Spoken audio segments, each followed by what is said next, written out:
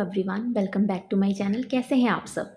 आज की वीडियो में मैं आपके साथ शेयर करूंगी how to use your facial razor. Facial razor को यूज़ करने का सही तरीका क्या है और इसके क्या बेनिफिट्स होते हैं। साथ में हम डिस्कस करेंगे misconceptions of using a facial razor. तो आप लोगों के मिथ्स होते हैं रिलेटेड टू फेशियल रेज़र्स, वो आज की वीडियो में मैं वो बस्ट करूंगी। तो वीडियो आप एंड तक ज़रूर देख लेना, पक्का आप लोगों के लिए हेल्पफुल होने वाली है। और हम लास्ट पे इसके डॉज एंड डोंट्स के बारे में भी बात करेंगे। अगर आप लोगों ने अभी तक मेरे चैनल को सब्सक्राइब नहीं किया है तो जल्दी से जाइए, फटाफट मेरे चैनल को सब्सक्राइब कीजिए और जो बगल में बेल आइकन होता है उसे भी ज़रूर दबाइएगा, ताकि आपको आने वाली वीडियोस, मेरी फ्यूचर वीडियोस की नोटिफिकेशन जल्दी से मिल जाए और आप वीडियोस मेरी कंटिन्यू देखते रहें।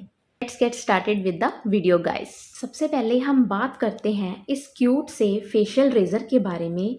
ये क्यूट सा पिंक एंड वाइट कलर का रेज़र है। ये ब्रांड है लेट्स शेव का एवियोर रेज़र। इस तरह की पैकेजिंग में आता है। मैं सारे यूज़ कर चुकी हूँ, मेरे पास बस अब यही एक बचा है। इसमें 3 रेज़र्स होते हैं। ये है एवियोर फेस रेज़र।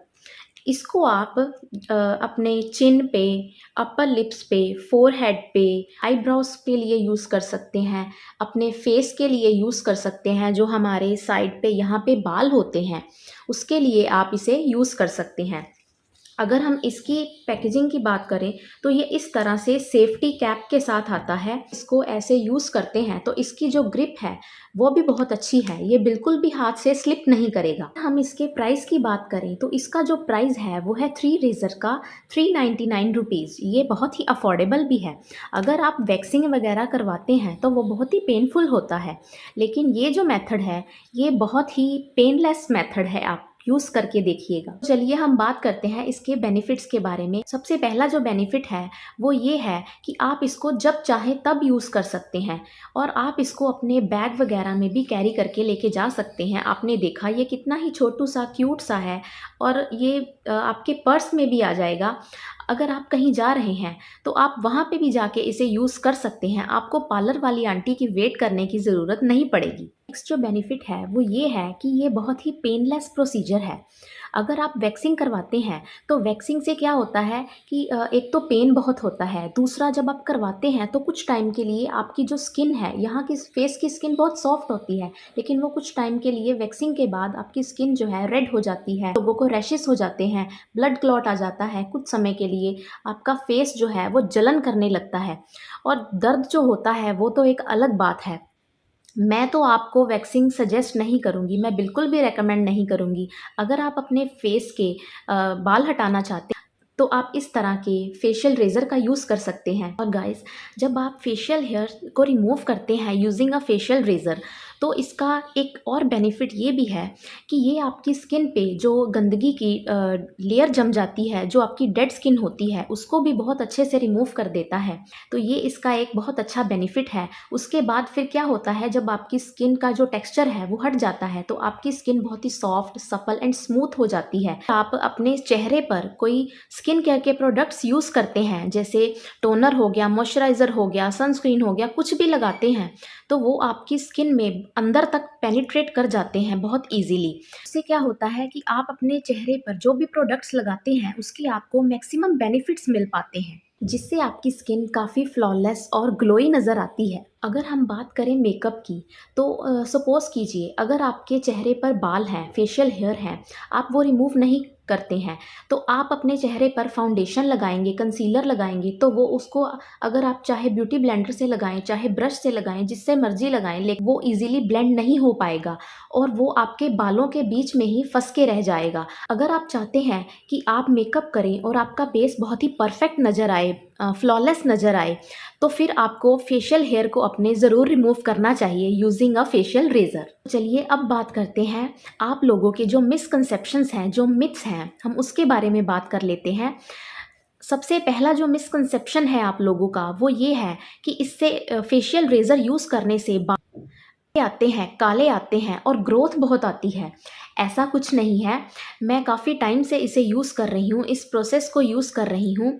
ये आपके बालों को ऊपर से हटाता है, ना कि आपके अंदर से बाल उखाड़ता है। जिस तरह से वैक्सिंग जो होती है वो आपके बाल अंदर से निकालती है, ये बाहर से ही आपके बालों को रिमूव करता है, अंदर से नहीं करता है। तो आप खुद ही सोचिए कि अगर आपके ऊपर ऊपर से बाल कटे हैं, तो वो दोबारा आपके बाल मोटे और काले कैसे आएँगे? जो आपके बालों का एक्चुअल कलर है, वही रहेगा।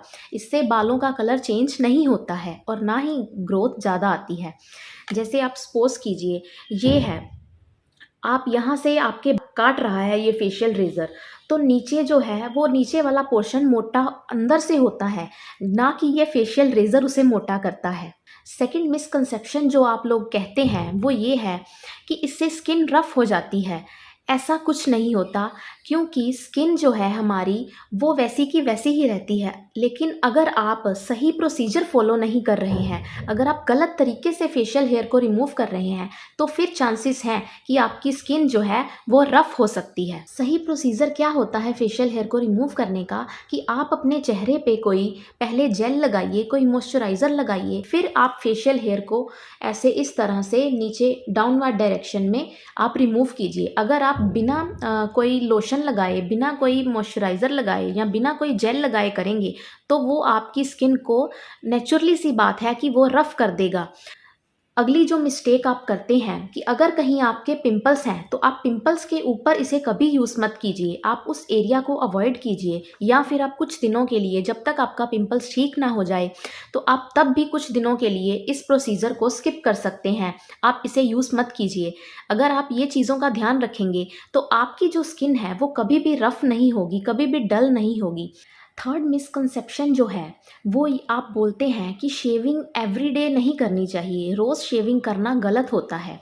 मैं मानती हूँ कि आप लोग इस बारे में सोचते हैं कि हमें डेली डेली शेविंग नहीं करनी चाहिए, हमारे स्किन की जो नेचुरल ब्यूटी है वो नहीं मेंटेन रहेगी।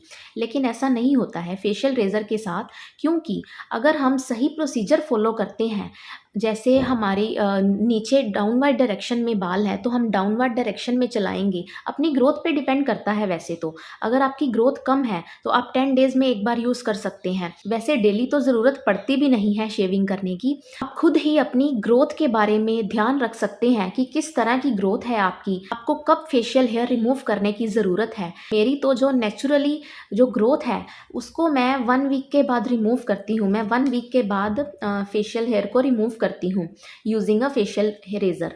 कभी-कभार क्या होता है कि मैं 10 दिन के बाद भी कर लेती हूँ, 15 दिन के बाद भी कर लेती हूँ। मुझे इतनी ज़रूरत कभी नहीं पड़ती है, और जब मुझे कोई मेकअप लुक शूट करना होता है, जैसे कोई वीडियो बनानी होती है जो फेस के रिलेटेड होती है, तो फिर मैं तब भी इसे हमेशा यूज़ करती हूँ वीडियो बनाने से पहले भी, ताकि मेरा फेस जो है क्लीन नज़र आए। आपको हर एक प्रोडक्ट मैं जो लगा के बता रही हूँ, वो अच्छे से दिखाई दे। इस वजह से आप भी इसे इस्तेमाल करके देखिएगा, ये बहुत अच्छी चीज़ है। ये आपकी लाइफ़ को काफ़ी आसान कर देती है। आप इसके फ़ैन हो जाएँगे, ये बात पक्की है। तो ये थी आज की वीडियो फेशियल रेज़र के बारे में। आई होप मैंने आप सभी के डाउट्स क्लियर कर दिए होंगे। जो जो भी आपके मिथ्स होते हैं फेशियल रेज़र के बारे में, वो सब क्लियर कर दिए होंगे इस वीडियो में। अगर फिर भी आपको लगे कि कोई बात रह गई है, तो आप मुझे नीचे कमेंट करके बताइएगा। मैं फिर उस पर दोबारा वीडियो बनाऊँगी। आपके जो अभी भी डाउट्स रह गए होंगे, उनको क्लियर करूँगी। Thank you so much for watching guys. Take care. Bye bye.